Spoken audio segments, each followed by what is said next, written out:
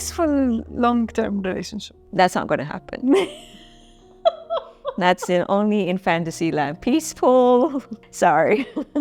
I'm being honest. Thank you for the heads up. There's no such thing as peaceful.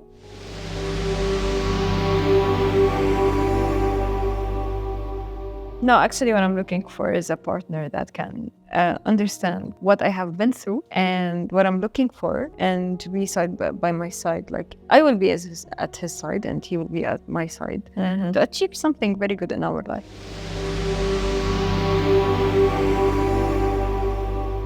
So why do you think you haven't found someone like that, though? Why I didn't find? Yeah. Because I was looking for the toxic people. You mean you attracted them? Yes, I attracted them. Attracted people that they can control me. I did not have the power to say no. Because you didn't have the power to say no. That's why you attracted people who would sort of tell you how to be and how to function. Exactly. That was your first experience anyway. And it especially emotionally.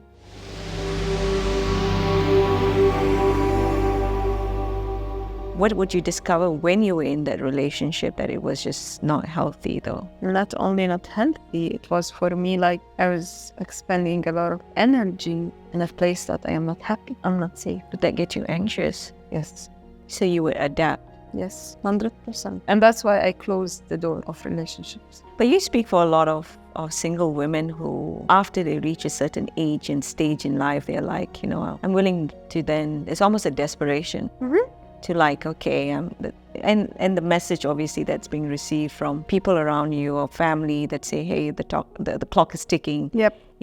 Person there, like, it, yearning to have a family, you're yearning to find the person. But what actually sinks in is actually desperation. Yeah. If you look at it in another way, there is standards that, especially in our culture, like, what do you need from a man? He is well educated, he has money, he can take responsibility of the house, and he can raise your kids. I'm sorry, this is not enough. Multiple experiences will teach us as women, especially the one that we were, the independent woman. Yeah. It teaches us that this is not enough. I can work, I can be responsible, and I am well educated. It's not the standards to choose my partner in life. It's not the only, okay, it's important. Yeah. But it's not the only standard. In our culture, unfortunately, they don't understand, or they are still not in a place that they can realize how it's important to change the standards. Yeah. Or the difference between my standard and your standard. Yeah. So it's a big problem, actually. And from a 30 years old single woman, I can say today my standards to choosing my partner is totally different from my mother's standard.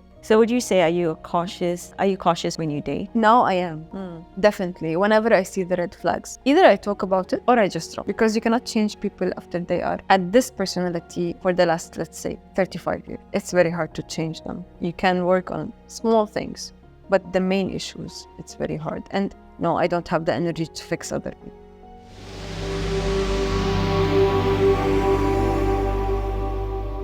I think it works both ways, because I think when we approach dating, it's almost, depending on what stage you are in life, it's almost sometimes can feel like a desperation, like I have to make it work, and I do have to try to change this or adapt so that this actually works, or I'm this in this place where it's suspended and I'm in this waiting game and I'm waiting for it to work, because I want maybe my partner to try to show me, give me something or an indicator or an indication that this is actually working for me. So it works both extremes, that there's a desperation and then there's this extended long period of just waiting. And there is loneliness. This is another indicator, actually. Like it's another trigger about why you are approaching dating in the first place. So you need a partner. And when you realize that, it's very hard actually to face it. The loneliness? Yes, very hard to face it. But when you reach that point and you face that, you know that you need a partner, but you need to be very careful choosing that partner. Otherwise, it will be, surprise, a psychopath is here. Surprise, a red flag is just there. I think when we're dating, and that's the thing about dating in singles and in those relationships as such, and finding the person that you're looking for. I think one of the advice that I would give is the more that you are who you are, the more that you are comfortable and you know who you are and what your boundaries are. It always starts with the self first. If you don't know yourself, you cannot know the other, because all relationship flows from you to the other. Exactly. And yourself being knowing what you want and what you enjoy and all of that. But the biggest part about yourself is definition of self, as in the boundaries, as in I know where my limits are, I know where I want to go and how far I want to go. I know where I start and where I stop, because either you're desperate or you're in this waiting game is only because we don't know where those invisible lines are, simply because we don't see ourselves. So identity plays a huge role 100%. when we're doing relationships. 100%. Now, there is another point that you will explain actually for us right now, which is, let's say either me or any other, even for men actually, if they see a chance with this partner and you have the chemistry, you have the intelligence, and you are on the same page in a lot of different perspectives, you have almost the same point of view in, let's say, different subjects or standards or whatever, yet you are struggling with the feelings Feelings of liking that person. to feel in the first place. Like you are okay, you are enjoying, but you still didn't feel. So it feels very familiar then. Yeah. Yeah, that's a tricky one.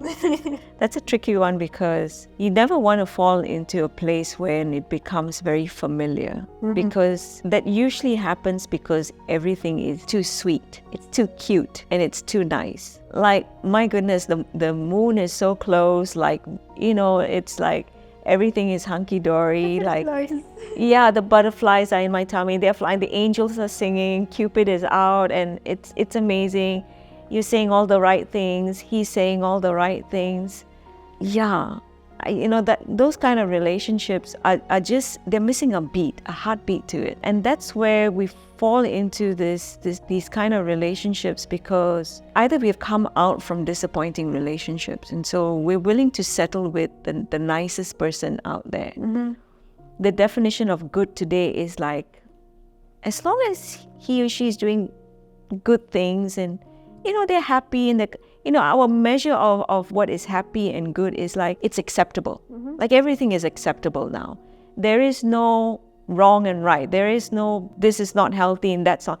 I mean, we don't call that toxic. Don't call this bad. The point is, what I'm trying to say is that, as long as they have this, they're good looking, they got a job, they do this, it's acceptable. Let's just accept that. And they're saying all the right things. I think in some ways we do need to have standards. And as a person and as an individual, when you set up your foot into the dating world, it's okay to have those standards. It's okay to have the list. But before we expect and demand that person show up at our doorstep and meet that list, you and I need to embody that list. Be that person. Be that person, and you will attract that other person into your life. So I want this good-looking, generous, kind, hardworking person. Well, you be generous. You be generous with your time. You be generous with how you show up in your friendship circles. You be generous. Or I want this person to be open and transparent and include me and talk to me. Okay, great. Do you do that? Do you open up? Do you share what's going on inside? We all have a list, and it's okay to have a list. That's the first thing. But become that person first. Model that person first. And I think that's what's missing, is because when we talk about relationships today, it's become so sterilized, and that was the word I was trying to go for. It's like we want everything fluff and good and nice and perfect, and It's a movie. It's a movie, yeah. It's fantasy. Doesn't work. That's not reality at all. And in order to be able to create friction, we need to create distance. So when the self knows the self and we know who we are, there's definitions, there's boundaries, we know how to hold ourselves in a measured way. That in itself creates a bit of distance. Distance is very attractive. When you're not like all gooey and gushing in, and you're like, the other person feels like, oh, he's taking his time, she's also taking her time. That's great. And that's very nice. It's very nice just to sit down and have conversation. Just conversation. Today, breakups happen over text messages. Yes. Things are spoken over WhatsApp messages or Instagram posts. I mean, we don't have to do that. Some people get divorced from over Instagram. Yep. So we don't have to do that. We've lost the soul part of doing relationships where, you know, it's not all in the head. It's not informative. It's not what you see on your Instagram, on your social media. It's just learning how to be you. You can have the list. Be the list.